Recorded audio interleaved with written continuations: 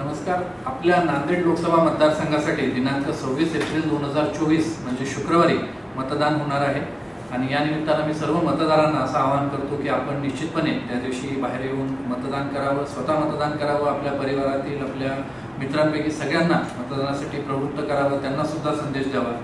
आपल्या जिल्ह्यामध्ये एकूण 3047 बूथ आहेत आणि नांदेड लोकसभा मतदारसंघात 2068 पोलिंग बूथ आपण तयार केलेले आहेत। या बूथवर आपण 10,637 कर्मचाऱ्यांची नेमणूक केलेली आहे।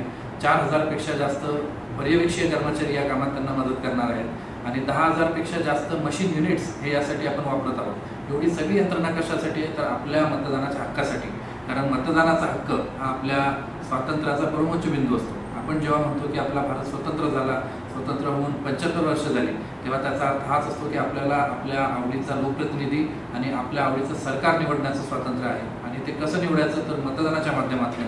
त्यामुळे आपण निश्चितपणे 26 तारखेला मतदान करा, स्वतः करा आणि इतरांना सुद्धा मतदानासाठी उद्युक्त करा।